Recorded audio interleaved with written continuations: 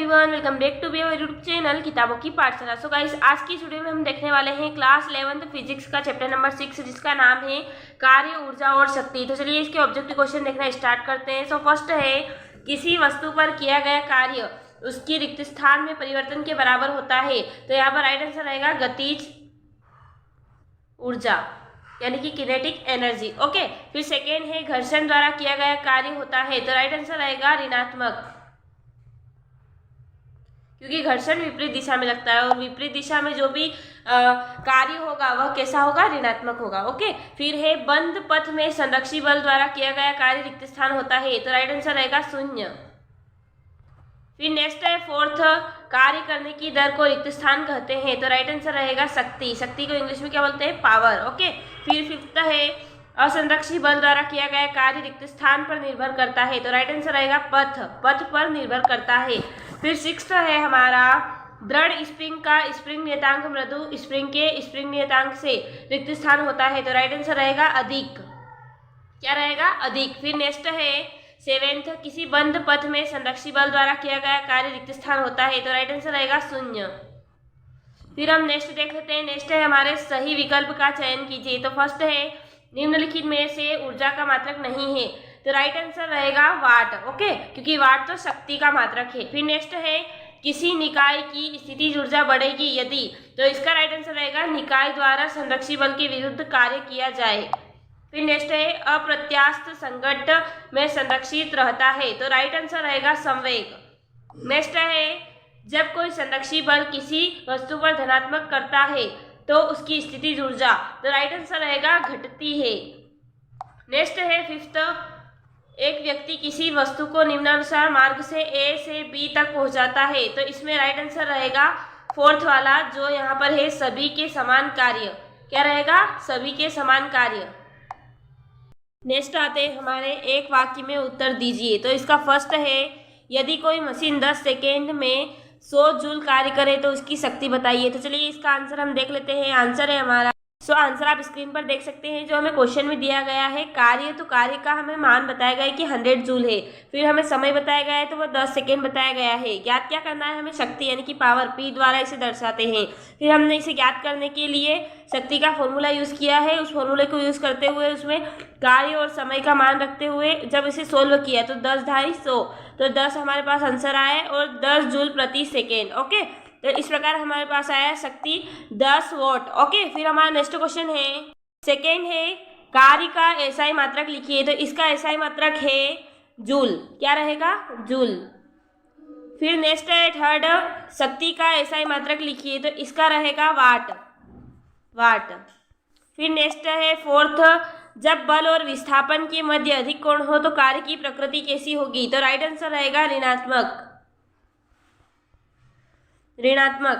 फिर हमारा नेक्स्ट है फिफ्थ, स्प्रिंग नियतांक का मात्रक लिखिए। तो इसका राइट आंसर रहेगा न्यूटन प्रति मीटर। ओके, फिर नेक्स्ट है सिक्स्थ, द्रव्यमान तुल्यता समीकरण लिखिए। तो इसका रहेगा E बराबर mc²। ओके, फिर नेक्स्ट है सेवेंथ, एक विमीय संघट्ट किसे कहते हैं। तो चलिए इसका आंसर हम देख लेते हैं। आंसर है हमारा, आंसर आप स्क्रीन पर देख सकते हैं, एक विमीय संघट्ट, जब दो पिंड एक ही सरल रेखा में गति करते हुए संघट्ट करते हैं। संघट्ट यानी कि टक्कर। ओके, अगर कोई दो पिंड है और वह एक ही दिशा में गति कर रहे हैं तो संघट्ट करते हैं, यानी एक ही दिशा में गति कर रहे हैं और इन दोनों के बीच एक ही दिशा से टक्कर हो रही है, संघट्ट करते हैं।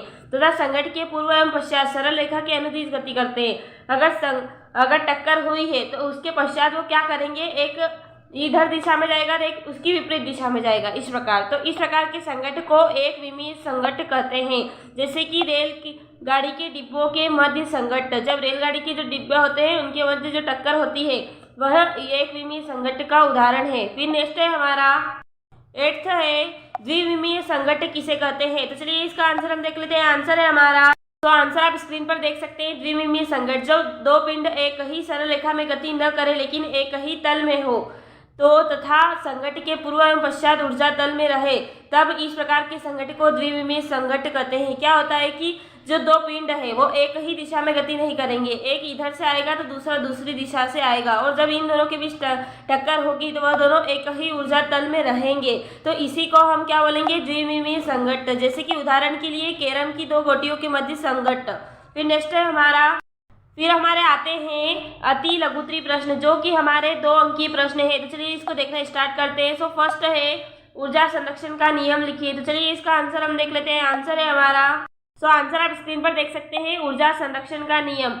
इस नियम के अनुसार ऊर्जा न तो उत्पन्न की जा सकती है और न ही नष्ट की जाती है, केवल उसका रूपांतरण होता है। इस ब्रह्मांड में संपूर्ण ऊर्जा का कुल योग नियत होता है। क्या होता है कि ऊर्जा संरक्षण के नियम के अनुसार ऊर्जा ना ही उत्पन्न होगी और ना ही नष्ट होगी, केवल उसे एक रूप से दूसरे रूप में हम रूपांतरित कर सकते हैं, यानी कि अदला बदली कर सकते हैं। और जो ये ब्रह्मांड है हमारा, इसमें जो भी ऊर्जा है उसका कुल योग होता है वह नियत होता है, स्थिर होता है। फिर हमारा नेक्स्ट क्वेश्चन है हमारा, शक्ति की परिभाषा, मात्रक एवं विमीय सूत्र लिखिए। तो चलिए इसका आंसर हम देख लेते हैं। आंसर है हमारा, आंसर आप स्क्रीन पर देख सकते हैं। शक्ति, कार्य करने की दर को शक्ति कहते हैं। अगर हम कोई कार्य कर रहे हैं तो उसकी जो भी दर रहेगी उसी को हम शक्ति कहेंगे। फिर इसका मात्रक है वाट, ओके, वाट इसका मात्रक है। फिर नेक्स्ट है विमीय सूत्र, तो एम, इसको इस प्रकार लिखना है, पहले ब्रैकेट बनाना है, फिर एम L2T-3, ओके, इस प्रकार से। फिर हमारा नेक्स्ट क्वेश्चन है हमारा, यदि F बराबर 3i plus 4j plus 5k plus विस्थापन D बराबर 5i plus zj minus 3k, तो कार्य की गणना कीजिए। तो चलिए इसका आंसर हम देख लेते हैं। आंसर है हमारा, आंसर आप स्क्रीन पर देख सकते हैं। हमें क्वेश्चन में दिया गया है F यानी कि बल और D यानी कि विस्थापन, तो इसको हमने क्वेश्चन से लिख लिया है। आप भी इस प्रकार नोट डाउन कर लीजिएगा। उसके बाद हम जानते हैं कि जो कार्य है, कार्य का जो फॉर्मूला होता है वो बल इंटू विस्थापन, तो इस प्रकार हमने लिख दिया है। उसके बाद इसका सॉल्यूशन कर लिया है। तो कार्य के स्थान पर हमने कार्य का जो पूरा मान दिया हुआ था उसे लिख लिया है, और विस्थापन के स्थान पर उसका मान लिख लिया है।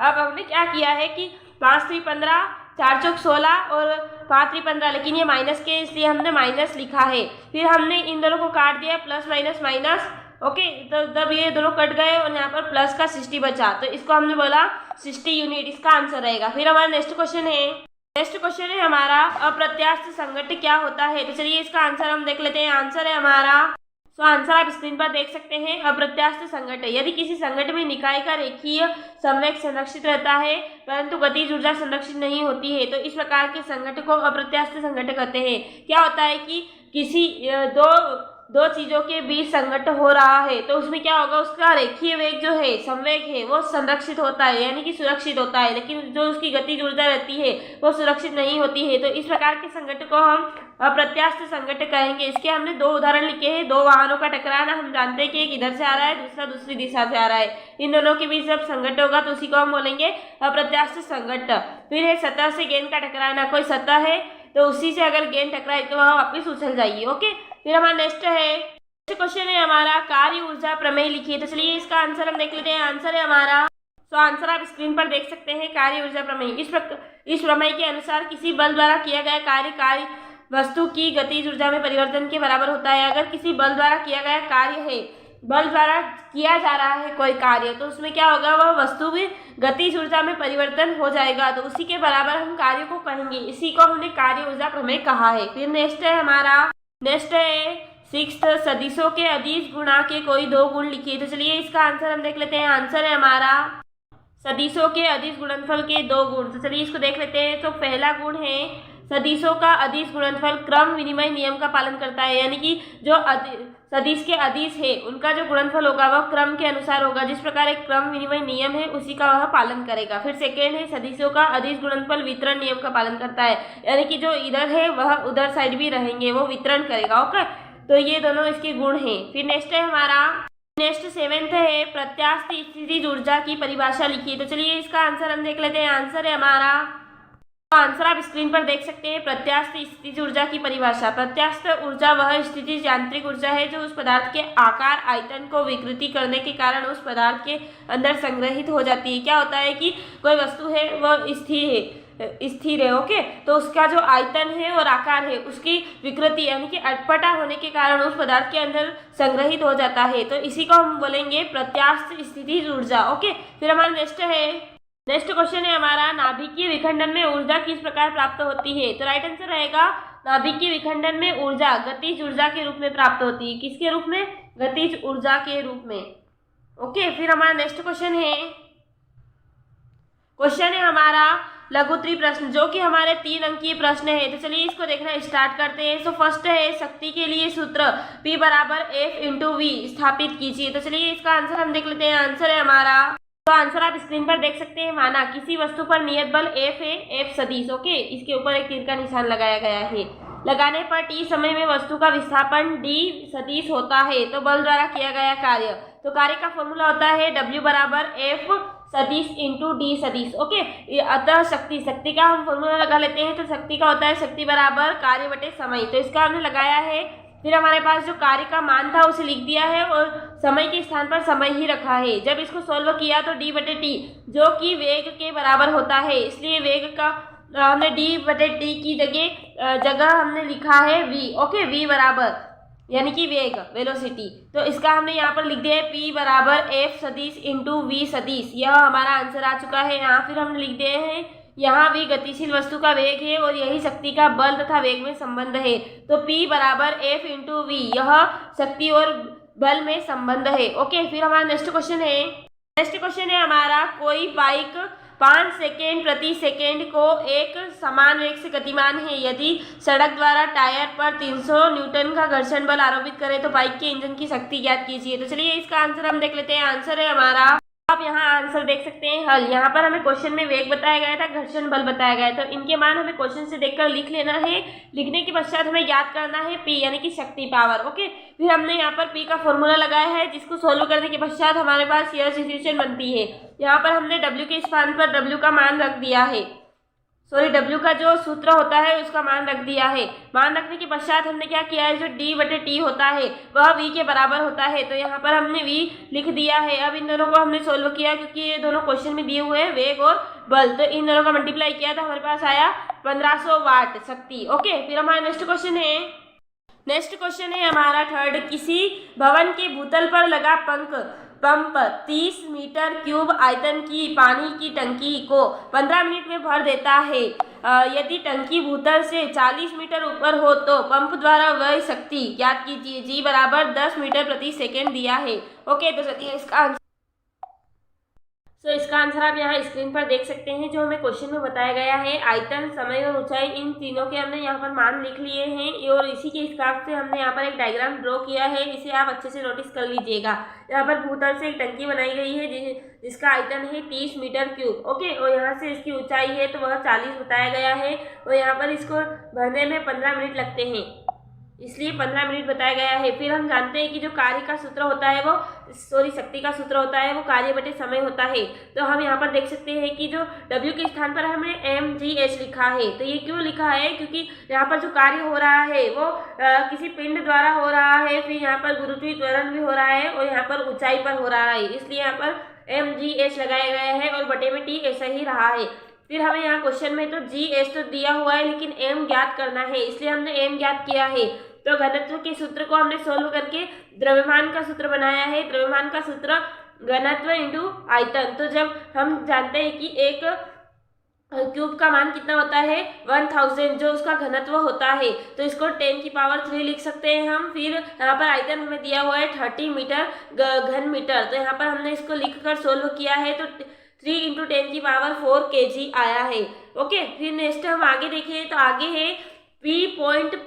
तो इसका हमने यहाँ पर मान लिख दिया है P mgh बटे t। तो mgh m के स्थान पर हमने लिखा है m का मान, जो यहाँ पर आगे हमने ज्ञात किया था। G के स्थान पर हमने 10 लिखा है, जो कि हमें क्वेश्चन में दिया गया था, और h भी हमें क्वेश्चन में बताया गया था। उसके बाद हमने यहाँ पर 90 लिखा है, जो कि अभी हमने ज्ञात किया है। उसके बाद हम देखें तो यहाँ पर हमें इसको सोल्व करने के पश्चात यहाँ पर हमने काट दिया है और 3 आया है। तो इसको सोल्व करने के पश्चात हमारे पास यह सिचुएशन बनती है। फिर हमारा नेक्स्ट क्वेश्चन है हमारा, सिद्ध कीजिए मुक्त रूप से गिरती किसी वस्तु की कुल यांत्रिक ऊर्जा अचर होती है। तो चलिए इसका आंसर हम देख लेते हैं। आंसर है हमारा, तो आंसर आप स्क्रीन पर देख सकते हैं। ऊर्जा को न बनाया जा सकता है और न ही नष्ट किया जा सकता है, केवल इसे एक रूप से दूसरे रूप में परिवर्तित किया जाता है। परिवर्तन के बाद में कुल ऊर्जा समान होती है।